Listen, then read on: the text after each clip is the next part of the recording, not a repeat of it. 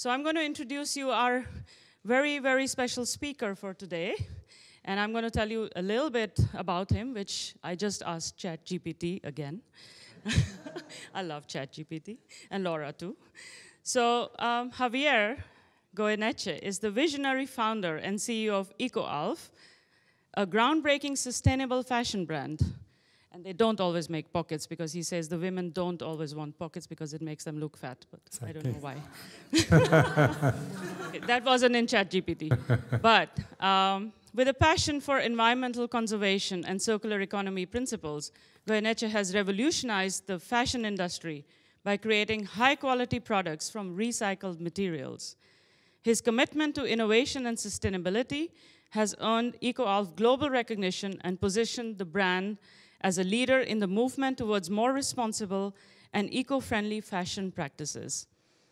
And I have to say, I can already tell you this is going to be a very interesting and inspiring story, because this isn't only going to be about Ecoalf. This is really going to be behind the scenes on what made Ecoalf Ecoalf. So Javier, welcome. Thank you. No, that's right. Okay, Mansi, thank you very much. To be honest, for me, this is not easy. I could speak about Ecoalf for a long time, and no problem, but to speak about my personal journey, I think it's the first time I do it. So yesterday I was working with Mansi in the dinner, no, to see how I could do this, and I've written a few notes, so if you don't mind, I'm going to have them here, so I have some kind of guidelines to follow up, no? I have 30 minutes, but I'm going to try to be shorter than that, so I'll go quick. So I'll start by how I started, okay? To be honest, I wasn't like somebody I really like fashion. To be honest, I still don't really like fashion. But for a certain of things, I finished up in fashion. No? I was very fond of show jumping. My father had been Olympic in 2 Olympic Games. We breeded show jumpers. I was always in the Spanish team since I was small in all categories. And that's what I basically did. I studied very little, and I rode a lot of hours every day. No? And at one point, I had to do university. I did the European Business School. I had to do 2 years in Spain, and then half in Paris, half in London.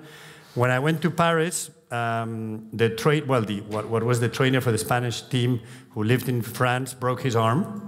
So he phoned me and said, Javier, I know you're studying in Paris and my arm is broken. Do you mind coming to ride with me and ride my horses during the day? So practically I spent my 6 months riding with him. I failed my exams, and then I went to London. My father's a sort of a punishment. They made me work in an insurance company for 2 months, which it wasn't so bad, because at that point it was 1991, and it was the Spanish Olympics in 1992. And they were reassuring everything for the Olympic Games. And I was the only guy who spoke Spanish in that office, so I worked quite a lot. And then I had to go back to Paris. I finished my 6 months, and then they said, okay, you go back to the insurance company again. I said, no way, I'm not working in an insurance company anymore. So what are you going to do? I said, I'm going to start my own company. And I said, what are you going to do? I'm going to sell pins. You know what pins is? Like the badges you have. Well, in Paris, when you went to the supermarket at that point, when you bought 6 Coca-Colas, they gave you a pin. When you bought 6 yogurts of Danone, they gave you a pin. I had been in 5 Olympic Games with my father, and all the teams were exchanging pins. So I said, okay, next year is the Olympic Games in Barcelona. Why don't I start a pins company? And with a very good French friend, we came to Spain. We started phoning people in China, Taiwan, to see who could make the pins for us, because we wanted to do like sort of a pins of Walt Disney, no, with 20 colors, and we found this guy, Fuxin, in Taiwan, and we sent this this thing to a lot of companies in Spain from our house. We didn't have any office, and we manufactured 8.5 million pins in 1992, which was a lot of pins, and it went really well. So I earned quite a lot of money. In my home, nobody said anything. I could keep on writing, and everything went well. In 1993, after the Olympic Games, we did 1 million pins for Lois. I don't know who Lois, you know who Lois is, but it's a jeans company. It's like Levi's, Lois, no? And unfortunately, they went bankrupt and never paid. So all the money we won, we lost it. my French friend decided he wanted to go back to Paris to do an MBA. And before leaving, which is still my best friend, before leaving, he gave me this small suitcase of nylon as a present. And I did my last year in college, and I had all the pins in that bag, and I went to visit clients. No? So I remember one of those clients was Prosegur, which is a security company in Spain, and they said, Javier, okay, we want 2,000 pins, but we need 12 bags like the one you have.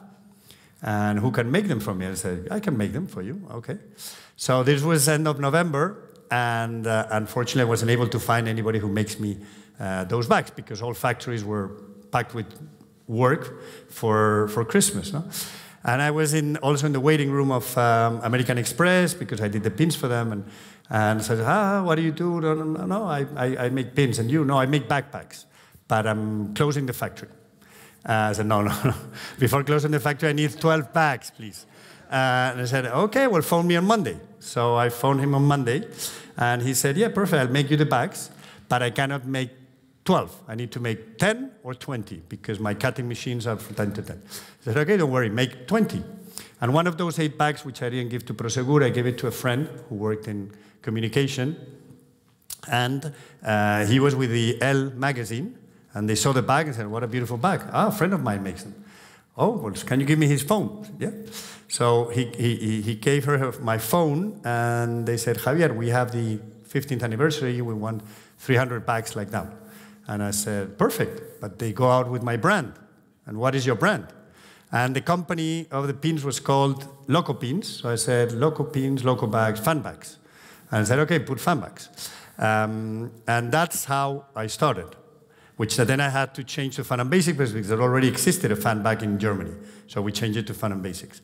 And with the help of my sister, I designed 4 bags, and I started selling the bags in the tournaments. So I started selling the bags because I had to compete morning or afternoon. When I didn't have to compete, I started selling the bags in those cities.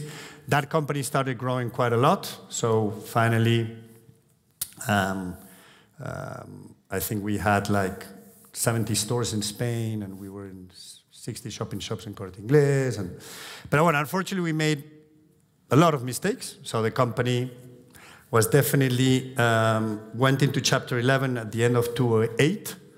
I had to close.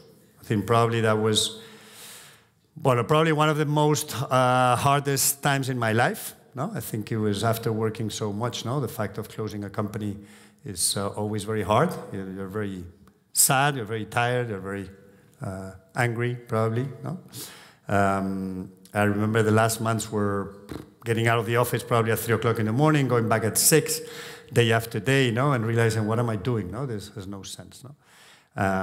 So that I remember as a very tough moment, probably along with the death of my father, which was a few years before. No? Now it's over 25 years my father died, which was a huge reference for me. And I still think about him every day. So at that point, I think it was like a tipping point in my life. I decided I was fed up of fashion, and I wanted to work in sustainability. And I spent like 2 years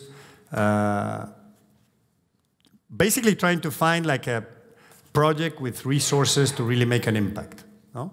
Like a good foundation, no? With real resources, which I still doesn't exist. I still think doesn't exist in Spain. No? But at that point, definitely didn't exist. And I went into a lot of activist groups, and I collaborated with a lot of people, which I think it was great, and I remember that as a great experience. But at one point, I decided, okay, complaining is great, but then why don't you try to do something? I mean, at the end of the day, the other fashion company didn't go well at the end, but you definitely know something. So why don't you create a sustainable fashion brand?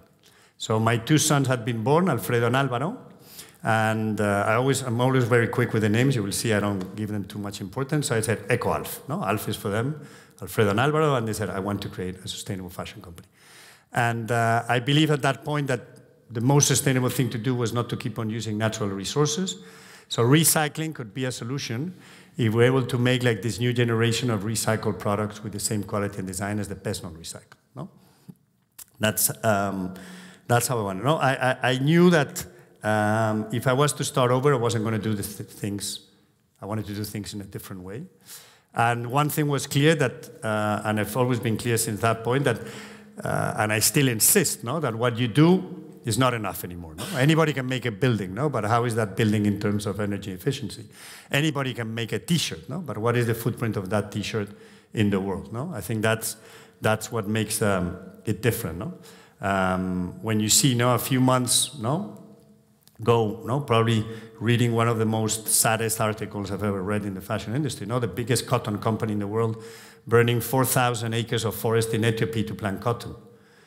So we're crazy, We're burning the forest to make cotton, to make T-shirts of €5, which are going to finish in landfill. Probably 80% of those T-shirts in less than 2 years. And each of those T-shirts takes 1,200 liters of water. Well, this doesn't work. I think the fashion business model is not working, hasn't been working for decades. Unfortunately, right now, it's all about buying, throwing, a new trend every Thursday, discount, promotion, Black Friday. This is not working. This is billions of garments going to landfill every day. And this really can run.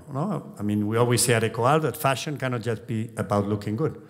It also has to do about doing what is right and feeling good about it. It is the only way we can change. So we were, we started with a very clear vision, very clear mission to create this new generation of recycled product, or if I don't tell you it's recycled, you would never know. And with a very clear purpose, to protect our natural resources and create a lifestyle brand, leading change with every product. From what I've seen, we were born with a very clear purpose, and we're trying to create a great company around. Now, when you see a lot of companies which are now in the world, it's the other way around. You have amazing companies, and now they're paying fortunes to marketing companies to see if they find a purpose for them. It's the other way around. I think we did it in that way. When I started, to be honest now, sustainability is very fashionable. But when we started in 2009, that was when I started the idea, sustainability wasn't the same. I mean, nobody spoke about sustainability. It had, at least in Spain, it resembled with a bit of hippie, like low design. Recycling was even worse. People thought of recycling as something of bad quality, like you're going to get the old blanket of the grandmother to make a backpack. No. I'm not getting anything from my grandmother. I'm transforming the waste into polymer, yarn, and fabric, and you won't see it. But people had like that idea that that sustainability and recycling was not synonym of design or innovation or quality. I remember the head of buyers of Corte Inglés the first time I went to see him and saying, "But why would anybody buy a recycled product if they can buy it new?" Well, because there will be a moment where there will not be enough natural resources, and you have to start recycling. Nowadays, nobody would make you that question, if he wants to maintain his job. Okay, so I must say that probably one of the most, or the things I'm most proud of is that 13 years after, we haven't changed a single comma from our vision nor our mission. And our values, and that's something which for me is very important. And to be honest, I've been also able to do that thanks to my investors, which I always talk about them because it's very important. I've been very lucky, and I think not everybody's so lucky. So I've been able to maintain what I wanted to create. They've been very patient. They've supported me in a lot of decisions which they knew they were bad for the PLL in the short term. But time has proven that every time we've taken a decision that we thought it was good for the planet, it's been good for Ecoalf. Every time. And that we can say it very clearly. That's very important. And that is one of the things that I always say, that when I have these guys coming to visit us of this new impact investing funds and everything, and I always tell them, but are you really going to support these companies? Because these companies, the journey is harder than other companies. And you need to be supported. If not, unfortunately, it would happen with a lot of companies, huge companies which are now in the world, which they have CEOs that they want to transform, but they're measured in a short-term basis, and that's impossible. Even the bonus, even the work depends on the next 6 months report. And that doesn't allow you to make the changes you need to do. In 2015, I created the Ecoalf Foundation, which for me has been very important. And this, as you have seen, most of my things in my life have been an accident. And so when we were recycling, I mean, we recycle a lot of different materials, no? A huge amount of millions of plastic bottles, which is polyester, a lot of fishing nets of nylon 6, cotton, linen, wool, cashmere, a lot of things. No? And we were recycling a lot of fishing nets in Korea. We had an agreement with 2 ports in Seoul, in Korea, and we got all the nets of nylon 6, which is the best quality polyamide you can get in the world. No? And at what point, they phoned me from the government of Pays Basque, and they said, we've heard that you guys, we were very small, it was 2014, we had launched the company in 2013. We were 6 people in the company, very little turnover. No, we read, but we made a lot of noise with the press. Don't know why, but we made a lot of. And you guys recycle nets? I said, yes, we recycle. And why do you recycle them in Korea? I said, because we found the technology in Seoul. Well, why don't we start a project here in Spain to create that polymer here? Sorry. So we said, yeah. To be honest, I discovered that in comparison with the government of Madrid, which never has money for entrepreneurs, the government of Pays Basque had a lot of money to invest in entrepreneurs, which was fantastic. So we started this project. I was one day in a port with fishermen, and he said, Javier, you should come out and fish with me and see how much waste gets in the nets every time we go out fishing. I said, okay, let's go tomorrow. So we went out fishing, and I was shocked. No? Every time they pull up the nets, mix with the fish, there's a huge amount of waste. You can't imagine. So I went back to Madrid, and I said to the board, I want to start taking the waste out of the ocean. I said, no, Javier, you have so much waste in land. Let's stay focused. I have a problem of not staying focused. That's one of my, if you talk with my investor, that's probably my biggest liability. So no, let's focus on land, get the plastic bottles here. I said, no, I want to do it in the ocean. And why? Because nobody's doing it in the ocean, and the ocean is a disaster. Everybody thinks they can throw anything they want in the ocean. So they said, no, Javier. I said, well, if I fund the money, will you let me do it? And they said, yes. So I remember when I was looking for shareholders for Ecoalf, I had an interview with this guy in New York, Henry Pincus. After 2 hours of speech, telling him about Ecoalf, what I wanted to do, he looked at me and said, you know what, Javier? I don't like fashion. I said, oh, thank you. After 2 hours, thank you very much. So I love the oceans.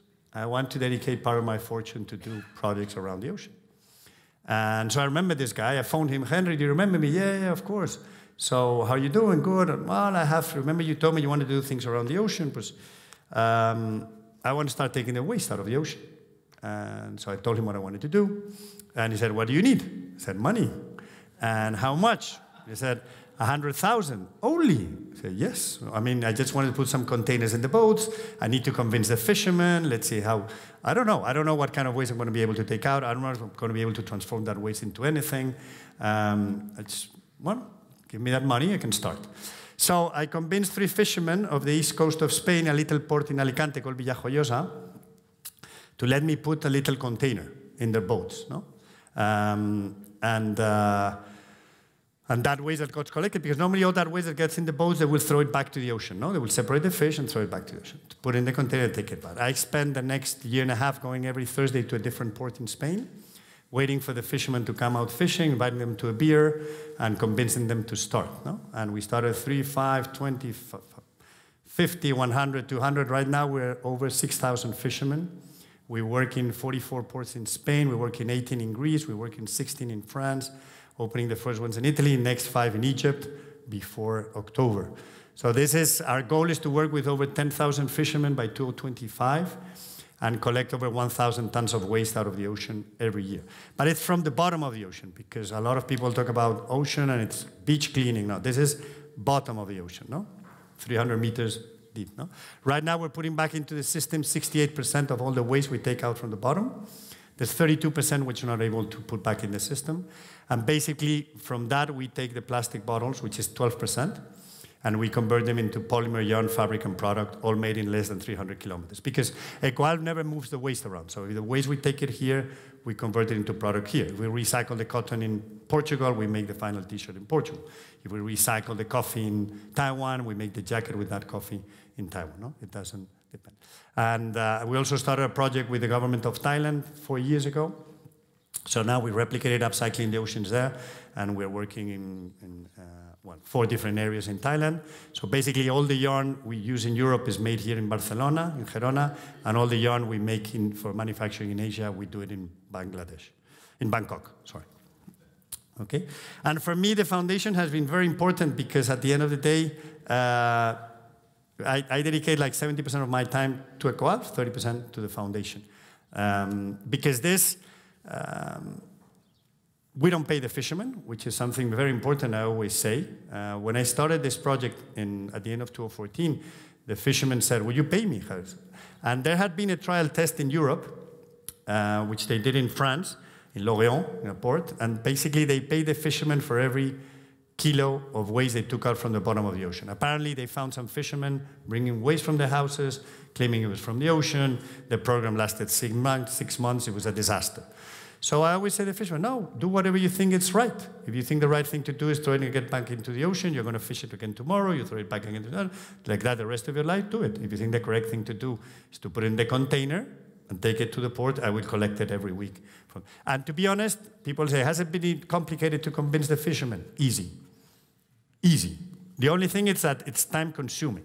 So you don't convince a fisherman from Lorient in France by email, by fax, or by WhatsApp. So you have to go to the port, you have what this guy, Spanish guy doing here, what does he want? So you have to explain him the project, you have to get him in love, and then you have to convince the port authorities, then you have to collect the waste.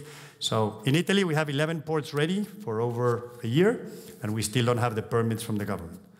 When you work with Italians, you think Spain is Switzerland. Unbelievable. No, really, it's unbelievable.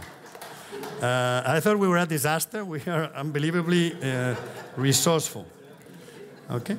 So, but I think this has been part of my life, no? Probably the last years, no? It's been a balance between working in the Ecoalf and trying to make it profitable and working in the foundation, probably a balance between working a lot of hours and being a husband and a father, probably putting a lot of care into little details, but at the same time not losing myself in things which don't have value. No?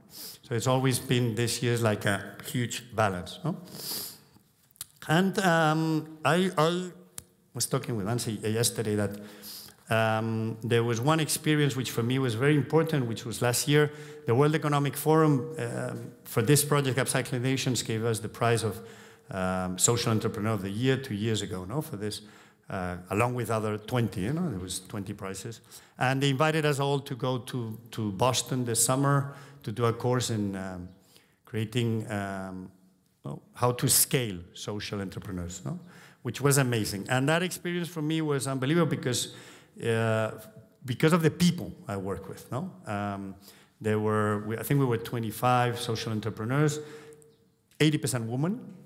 So unbelievable when you see all these projects in education, in agriculture, in microcredits, in India, in Africa, in South America. Basically women doing this. No? Women, when you meet them and you hear their projects and you hear their lives, with a sense of resilience absolutely incredible, that they work absolutely with their hearts.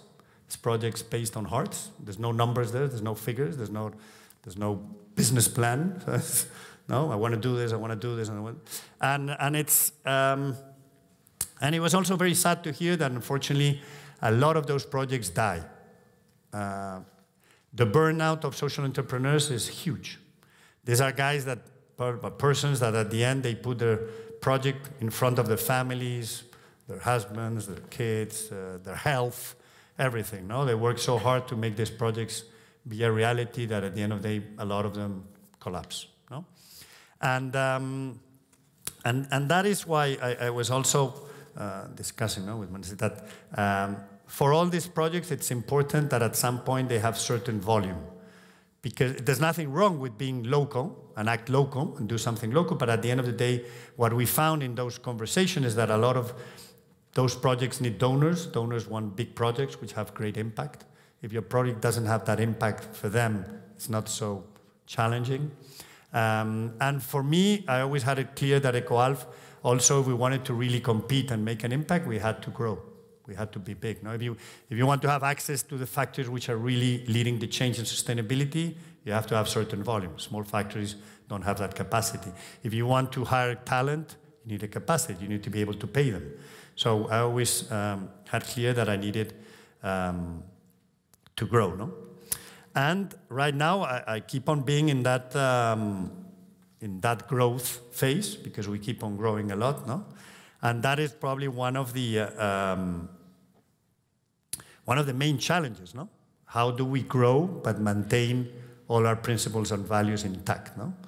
So I don't know. I don't know if you guys want to reflect now, but probably if we stop for a few seconds and you write or you think, no, what would be those principles in your company which you wouldn't allow anybody to change, or you wouldn't allow anybody to move around, no, or mess with them. You probably have 2 or 3 principles in your head, no? So I would encourage you to think about them now. Perhaps if we have time after, no? And see, we can talk about them, no? So, and at the same time, I have my investors now, which we have been together for many years. They still don't want to get out, but at some point they're going to want, they know they're going to want to have out. We get along very well. And right now I'm in a moment where I have to keep on growing, but at the same time, I need to have KPIs which are standard in the market. The gross margin, the EBITDA, everything, no? And so the next years is all about that, which I think for me is also, and for the company, is a great exercise because I always say that if companies which are trying to do things in a different way show they can be as profitable as the other companies, then it will show the way to many other companies, and it will show investors that it's possible to support these companies. No? So I think this is a very important exercise. No? And we are... Yeah. Okay. So, and this is very important because I have right now probably few dilemmas. Dilemmas? No? Dilemmas in the company? No? And one is, how do I keep on growing the company with, I mean, we're 200 people, 150 people, no? Probably 70% women and 70% below 30 years old. For the people I started with, it was very easy because we are very activists and we work together. But now we have a lot of new people coming in the company from different cultures, from different companies, and that's much more difficult. That's probably one of my biggest commitments, no? How do we get all these new generations really believe in what we're doing and what is important, no? And understanding that we're not perfect, we don't claim to be so, but we have a continuous challenge to improve things, to do things better, to reevaluate ourselves, to work more and more in that direction of a sustainable fashion company, no? Because this is, I think, this is one of the biggest problems of the which we're finding, no? The young generations, no? That at the end of the day, they feel that, I mean, the problem is so big that there's nothing they can do, no? And that's probably one of the most dangerous things you can see, no? What am I going to do? What I do doesn't make an impact. It's not going to change anything. And that's not true.